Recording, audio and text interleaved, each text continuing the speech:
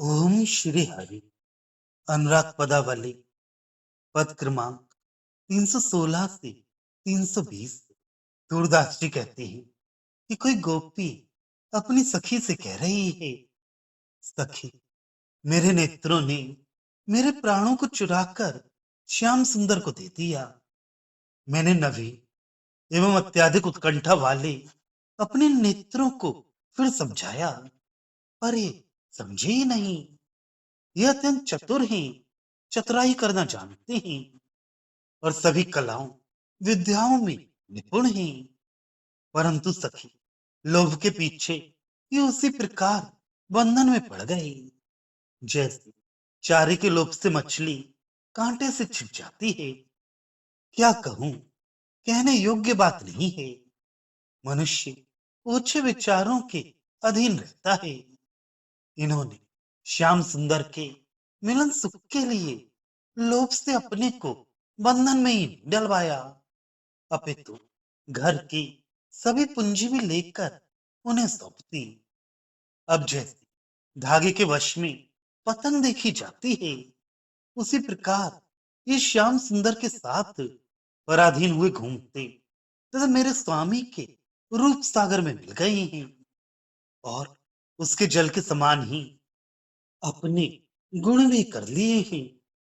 कोई गोपी कह रही है, सखी, ये मेरे नेत्र लालची हो गए हैं। श्याम सुंदर के स्वरूप पर ये ऐसे लुब्ध हुए हैं कि घूंघट के द्वारा रोकने पर भी रुकते नहीं। मैंने इन्हें पलकों के किवाड़ बंद कर और उनमें काजल रूपी ताला डालकर रोका, परंतु ये मन रूपी दूत से मिलकर प्रतिज्ञा करके निकले और दौड़कर श्याम सुंदर के पास चले गए। अतः श्याम सुंदर के वश में होकर समाज से पृथक हो गए तथा कुल की लज्जा के भय से भी झुके नहीं। ये श्याम सुंदर के रस प्रेम में ऐसे उलझ गए मानो उन्होंने वहीं डेरा डाल दिया हो। कोई गोपी कह रही है, सखी, मेरे नेत्र लोभ में ही पड़े रहती हैं। ये अपने ही काम के लिए घूमते रहती हैं, फिर भी धैर्य नहीं रखती। जैसे नरक मरुस्थल की धूप में झूठे जल को देखकर दौड़ता है, पर उससे तृप्त नहीं होता, वैसे ही ये उस रूप को पाती हैं और लेकर हृदय में धारण करती हैं, फिर भी इन्हें कोई चैन नहीं होता। इनसे बड़ा हठी, लोभी और लालची और कोई नहीं है। ऐसे कुटिलों को श्याम सुंदर ने अपनी शोभा में स्थान दिया है।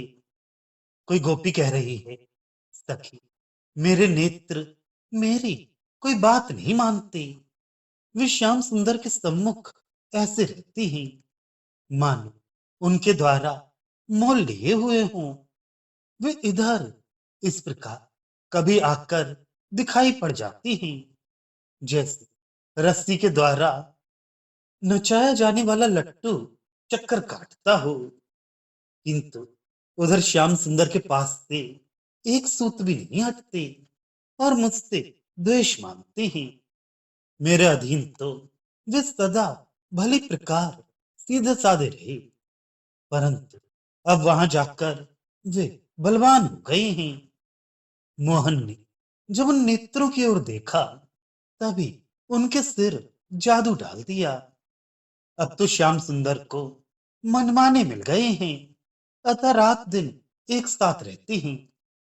श्याम सुंदर के ये चोर कहे जाते हैं, अतः उन्होंने इन्हें सोच विचार कर रखा है।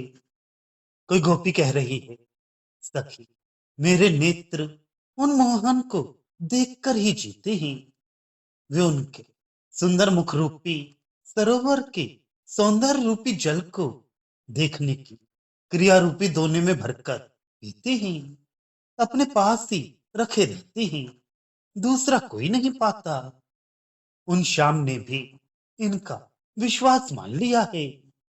मेरे इन नेत्रों की प्रीत देखकर श्याम सुंदर इनसे सुख मांगते प्रसन्न रहते हैं।